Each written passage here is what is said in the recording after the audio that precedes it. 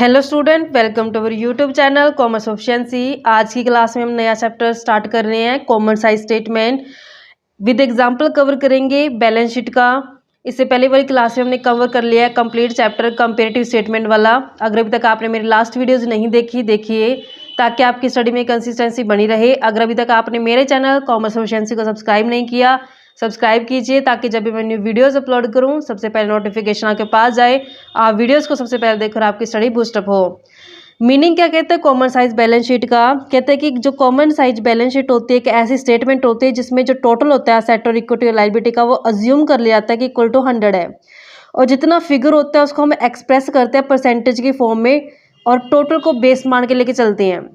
Other words में अगर बात की जाए तो जितने भी असेट्स होते हैं इसको एक्सप्रेस कर देते हैं परसेंटेज में। परसेंटेज किसका? To total asset and each item of equity and liability is express as a percentage of total equity and liability. Assets को लेके चलते हैं टोटल असेट के परसेंटेज कंपेरेटिव, और जो इक्विटी एंड लायबिलिटी को लेके चलते हैं percentage to total equity and liability. यानी असेट में असेट का टोटल उठाएंगे, इक्विटी एंड लायबिलिटी में जो टोटल उठाया जाएगा वो इक्विटी एंड लायबिलिटी का टोटल उठाया जाएगा बेस लेने के लिए। जो फॉर्मेट रहेगा बैलेंस शीट का उसमें हम सबसे पहले पार्टिकुलर्स लेंगे, फिर नोट नंबर, प्रीवियस ईयर को, फिर करंट ईयर को, ऐसे परसेंटेज निकालेंगे, पहले प्रीवियस ईयर की देन करंट ईयर की। तो जो हमारा परफॉर्म है वो सेम रहेगा जैसे हमने आज तक किया है, लास्ट वीडियोस में भी हमने किया है, वही परफॉर्मा सेम रहेगा। सबसे पहले इक्विटी एंड लायबिलिटी में शेयर होल्डर फंड, फंड के अंदर कैपिटल और रिजर्व एंड सरप्लस दोनों आ जाते हैं। फिर नॉन करंट लायबिलिटी आ जाती है जिसमें लॉन्ग टर्म बोरोविंग और प्रोविजन को लेकर चलते हैं। करंट लायबिलिटी आती है जिसमें short term borrowing, state paper, other current liability और शॉर्ट टर्म प्रोविजन आ जाते हैं। फिर इसका टोटल कर देते हैं। असेट साइड पे सबसे पहले नॉन करंट असेट आती हैं जिसमें पहली जो होती है हमारी प्रॉपर्टी प्लांट इक्विपमेंट, यानी कि जो टेंजिबल असेट होती है और इंटेंजिबल असेट होती हैं। टेंजिबल में प्रॉपर्टी प्लांट और इक्विपमेंट आ जाते हैं, देन इंटेंजिबल असेट। फिर नॉन करंट इन्वेस्टमेंट आ जाती हैं, long term loans and advances आते हैं करंट असेट्स के अंदर लेके चलते हैं करंट इन्वेस्टमेंट को। Then inventory, trade receivables, cash और cash equivalent, short term loan और एडवांसेस और अदर करंट असेट्स को। देन हम असेट्स का टोटल कर लेते हैं। तो यहाँ पे जो टोटल आएगा ये 100 आना है, जो भी हम लेके चलते हैं इसमें परसेंटेज को लेके चलते हैं। ये प्रीवियस ईयर का और करंट ईयर का हमेशा टोटल क्या बनेगा? परसेंटेज का 100 बनेगा। जैसे स्टेटमेंट कवर करते हैं एग्जाम्पल की। एग्जाम्पल में लिखा है कि हमने ऑक्सफोर्ड लिमिटेड की बैलेंस शीट गिवन है, कहते इक्विटी शेयर कैपिटल है जो 22, 21, तो यहाँ पे पहले 21 आएगा देन 22 लेके चलेंगे। प्रेफरेंस शेयर कैपिटल गिवन है, रिजर्व एंड सरप्लस गिवन है, non current liability, non current asset, property plant and equipment और इंटेंजिबल असेट गिवन है, करंट असेट गिवन है। तो हमें यहाँ पे कॉमन साइज बैलेंस शीट है जो प्रिपेयर करनी है। सबसे पहले हम लेके चलते हैं पार्टिकुलर्स को, पार्टिकुलर्स आ जाते हैं। देन हमारे पास नोट नंबर आ जाता है। फिर हम डाटा उठाएंगे एब्सोल्यूट अमाउंट 2021 की यानी प्रीवियस ईयर की, ऐसे ही करंट ईयर के उठाएंगे। फिर हम परसेंटेज की फॉर्म में लेंगे, percentage of balance sheet total लेके चलेंगे। 21 का भी परसेंटेज करेंगे और 22 का भी यहाँ पे परसेंटेज है जो कैलकुलेट करेंगे। सबसे पहले इक्विटी एंड लायबिलिटी आता है, equity and liability. Equity and liability में हम लेके चलते हैं शेयर होल्डर फंड को, शेयर होल्डर फंड को।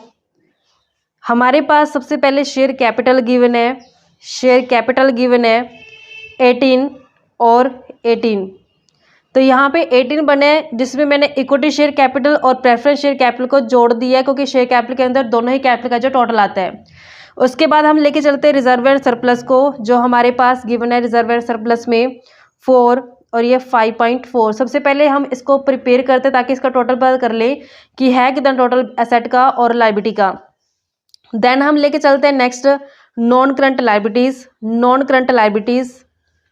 तो नॉन करंट लायबिलिटीज में हमारे पास गिवन है 14 और 14.4 से। नॉन करंट लायबिलिटी के बाद हमारे पास डाटा गिवन है करंट लायबिलिटी का, तो हम करंट लायबिलिटी को लेके चलते हैं। करंट लायबिलिटी आ जाती है हमारे पास 4 से और ये 7.2 से।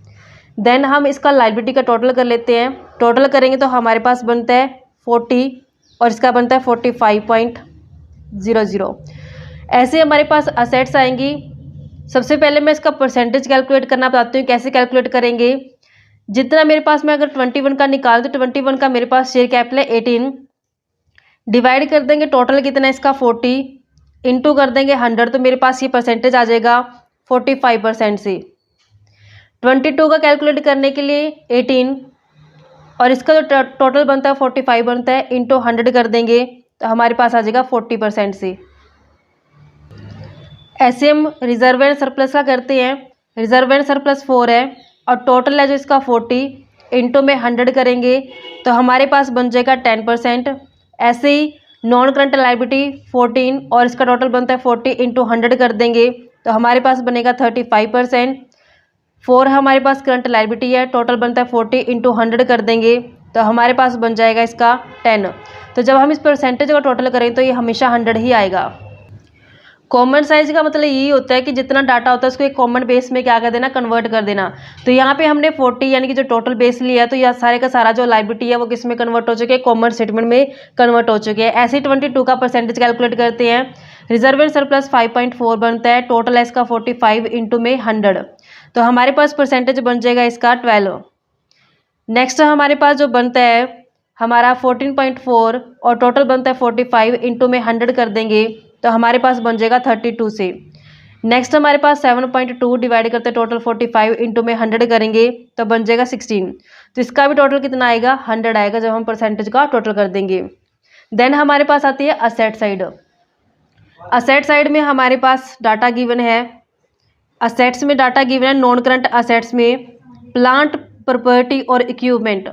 तो यहाँ पे प्लांट, प्रॉपर्टी एंड इक्विपमेंट जो बैलेंस गिवन है उसका 28 से 30.6 से। ऐसे नेक्स्ट हमारे पास करंट असेट्स गिवन है। करंट असेट्स का डाटा गिवन है, जो करंट असेट गिवन है 12 से और 14.4 से। तो यहाँ पे असेट्स और लायबिलिटी का टोटल इक्वल ही आता है तो यहाँ पे इसका टोटल करें तो 40, इसका बन जाएगा 45। तो ये हमारे पास आ गया टोटल। ऐसी परसेंटेज निकाल लेंगे अब हम असेट की। असेट्स की परसेंटेज कैसे निकालेंगे, मेरे पास 28 इसका नॉन करंट असेट है, टोटल बनता है 40, इंटू कर देंगे 100 से तो परसेंटेज आ जाएगा 70। ऐसे 12 करंट असेट, टोटल 40 इंटू में 100 कर देंगे तो आ जाएगा 30। तो टोटल कितना बन जाएगा इसका 100, 30.60 और इसका टोटल जो बनता है वो बनता है 45 इंटू करते हैं 100 से तो मेरे पास बन जाएगा इसका परसेंटेज 68 से। ऐसे ही हमारे पास 14.4 और डिवाइड करते हैं टोटल 45 इंटू में 100 करते हैं तो मेरे पास बन जाएगा 32। तो टोटल कितना आ जाएगा 100। इस तरीके से बच्चों ये संबंध था जिसमें हमने पूरी स्टेटमेंट को कॉमन बेस में कन्वर्ट करके कॉमन साइज स्टेटमेंट जो बना दी है। नेक्स्ट क्लास में हम कवर करेंगे, ये तो बैलेंस शीट का सम किया है, नेक्स्ट हम करेंगे प्रॉफिट एंड लॉस का। ऐसी रेगुलर वीडियो देखने के लिए आप मेरे चैनल कॉमर्स एफिशिएंसी को सब्सक्राइब, लाइक एंड शेयर करें।